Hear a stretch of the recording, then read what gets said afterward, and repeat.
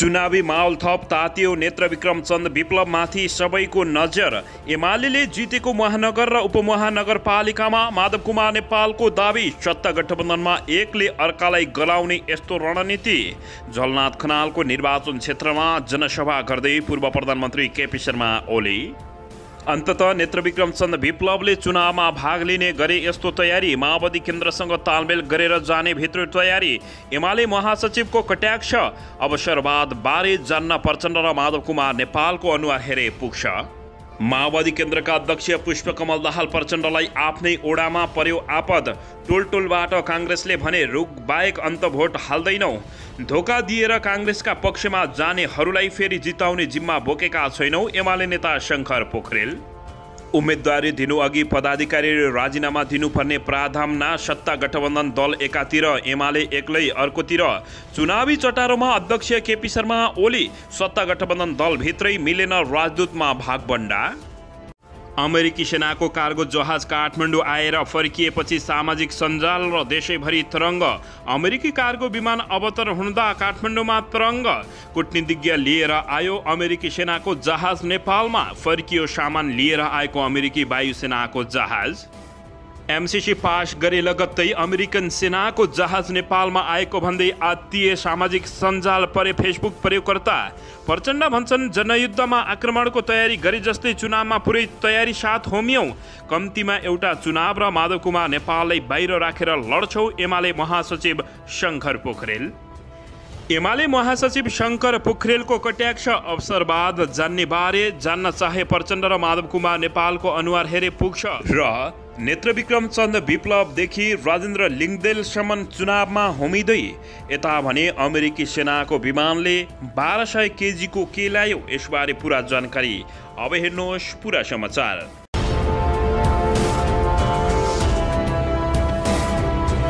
दर्शकबिन नमस्कार। तपाईहरू यति बेला युआर नेपाली युट्युब च्यानल हेर्दै हुनुहुन्छ।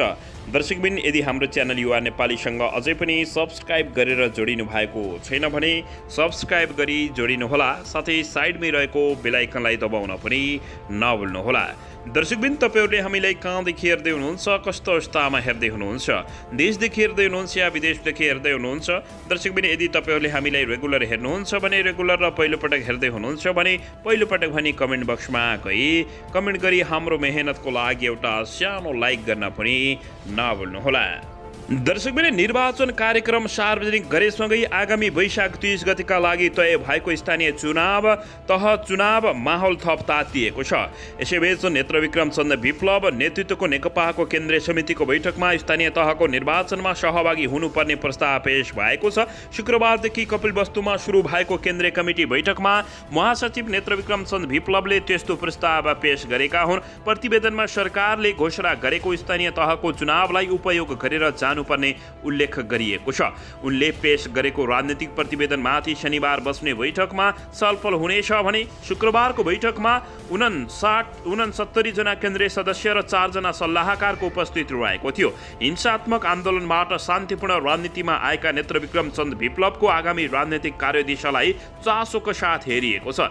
यही विषयमा एमाले सचिव योगेश कुमार भट्टराईले विप्लवको प्रस्तावलाई वस्तुवादी र सही भएको प्रतिक्रिया दिएका थिए। बुर्जुवाहरूसँगको प्रतिस्पर्धाबाट श्रेष्ठ हासिल गर्न शान्तिपूर्ण र वैधानिक तरिकाबाट नेपाली समाजको प्रगतिशील रूपान्तरण नै आजको मुख्य कार्यदिशा भएको पनि उनको भनाइरहेको छ। दर्शकबिन नेत्रविक्रम चन्द विप्लवले आफ्नो पार्टीको बैठकमा आगामी निर्वाचनमा पार्टीले भाग लिने प्रस्ताव गर्नु भएछ। यो अत्यन्तै वस्तुवादी र सही प्रस्ताव हो, भट्टराईले शुक्रबार राति सामाजिक सञ्जालमा बताएका थिए। दर्शकबिन नेपाली धरतीको मार्क्सवाद विचार पनि हो। करिब 40 को दशकबाट आन्दोलनका वस्तुवादी स्वरूप अवलम्ब गर्दै जनताको बहुदलीय जनवाद हुँदै आजको नेकपा एमाले निर्माण भएको उनले बताएका छन्। बुर्जुवाहरूसँगको प्रतिस्पर्धाबाट श्रेष्ठ हासिल गर्दै शान्तिपूर्ण र वैधानिक तरिकाबाट नेपाली समाजको प्रगतिशील रूपान्तरण नै आजको मुख्य विषय भएको बताएका छन्। दर्शकबिन नेत्रविक्रम चन्द विप्लवको पार्टीको नजर यति बेला नेपाली जनताहरूले मारिरहेका छन्। दर्शकबिन यसैबीच यता सत्ता गठबन्धनमा एकले अर्कालाई गलाउने रणनीति लिएको छ। सत्ता गठबन्धन दलभित्र आसन्न चुनावी तालमेल भएले एकले अर्कालाई गलाउने उद्देश्यका साथ राजनीतिक चलिरहेको छ। चुनावी तालमेलका विषयमा सरकारको नेतृत्वकर्ता नेपाली काङ्ग्रेसको एउटा तबका र अर्को माओवादी केन्द्र र नेकपा एकीकृत समाजवादी समेत एक अर्कालाई गलाउने गरी रणनीतिक रूपमा राजनीतिमा उत्रिएका छन्। काङ्ग्रेसको शेखर कोइराला समूह सत्ता गठबन्धनलाई चुनावमा डोर्याउन नहुने पक्षमा उभिएको छ। यता प्रमुख सत्ता साझेदार माओवादी केन्द्र र एकीकृत समाजवादीले काङ्ग्रेस सहितको गठबन्धनका साथ चुनावमा जाने रुचि देखाएको अवस्था रहेको छ। प्रधानमन्त्री तथा नेपाली काङ्ग्रेसका सभापति शेरबहादुर देउवाले चुनावी गठबन्धनको पक्षमा सार्वजनिक अभिव्यक्ति दिए पनि माओवादी र एकीकृत समाजवादी विश्वस्त हुन सकेका छैनन्। सत्तामा पुगेपछि काङ्ग्रेसमा दम्ब पलाएको माओवादी केन्द्रको आरोप छ। माओवादीको प्रदेश स्तरीय प्रशिक्षण कार्यक्रममा माओवादी नेतृत्व काङ्ग्रेस भित्रको गठबन्धन विरोधी पङ्क्ति पनि खनिएको छ। काङ्ग्रेस चुनावी गठबन्धनका लागि तयार नभए नेकपा एमालेसँग सहकार्यका लागि हात फिजाउन बाध्य हुने माओवादी केन्द्रका अध्यक्ष प्रचण्ड दाहालको सन्देश रहेको छ। चुनावी तालमेल बारे काङ्ग्रेसका केही नेताको अडानबारे माओवादीका नेता वर्षमान पुन अनन्त आक्रोशित बनेका छन् भने सत्तामा पुगेपछि काङ्ग्रेसमा दम्ब भएको भन्दै सत्ताको काङ्ग्रेसलाई सडकमा पुर्याउने पुनले चेतावनी समेत दिएका छन्। दर्शकबिन यसैबीच यता नेकपा माओवादी केन्द्रका अध्यक्ष पुष्पकमल दाहाल प्रचण्ड आसन्न 3वटै तहको निर्वाचनमा सत्तारूढ दल गठबन्धन बीच चुनावी तालमेलमा हुनुपर्ने पक्षमा छन्। तर माओवादी केन्द्रका अध्यक्ष पुष्पकमल दाहाल प्रचण्डलाई आफ्नै ओडामा आपत परेको छ। टोलबाट काङ्ग्रेसले भने रुख बाहेक अन्त भोट हाल्दैनौ भनेपछि आत्तिएका छन्। प्रमुख सत्तारूढ दल घटक नेपाली काङ्ग्रेसलाई चुनावी तालमेलको पक्षमा उभिन प्रचण्डले दबाव बढाउँदै लगेका छन्। काङ्ग्रेस तालमेलका लागि तयार नभए एमालेसँग संवाद गर्ने अभिव्यक्ति मार्फत उनले काङ्ग्रेसलाई मनोवैज्ञानिक दबाव दिएको बुझिएको छ। अघिल्लो संसदीय निर्वाचनमा वाम गठबन्धनको उम्मेद्वारका रूपमा नेकपा एमालेको साथ लिएर चितवन क्षेत्र नम्बर 3बाट प्रचण्ड प्रतिनिधि सभा सदस्यमा निर्वाचित भएका थिए। अहिले सोही क्षेत्रबाट सङ्घीय निर्वाचन लड्न प्रचण्डले कम्बर कसेका छन्। तर चुनावी तालमेल नभएमा प्रचण्डलाई निर्वाचन जित्न निकै कठिन हुने देखिएको छ। दर्शकबिन प्रचण्डको ओडामा काङ्ग्रेसको बहुल्यता देखिएको छ। प्रचण्ड चितवनको भरतपुर महानगरपालिका वडा नम्बर 14 का मतदाता हुन् र सो ओडामा नेपाली काङ्ग्रेसले अध्यक्ष सहित सबै सदस्य जितेको थियो। अघिल्लो स्थानीय निर्वाचनमा भरतपुर महानगरपालिकामा मेयर माओवादीले र उपमेयर काङ्ग्रेसले लिए पनि ओडा तहमा चुनावी तालमेल भने भएको थिएन। यही कारण प्रचण्डको ओडामा काङ्ग्रेस उम्मेद्वार ओम प्रकाश पोखरेल 1552 मत ल्याएर अध्यक्षमा निर्वाचित भएका थिए। दर्शकबिन प्रचण्डको ओडामा माओवादी उम्मेद्वार खिमलाल भट्टले 1116 मत ल्याए पनि 436 मतले पराजित भएका थिए। दर्शकबिन तेस्रो बनेको एमाले उम्मेद्वार हरिकृष्ण गुरुङले माओवादी उम्मेद्वार भन्दा 11 कम अर्थात् 1105 मत ल्याएका थिए।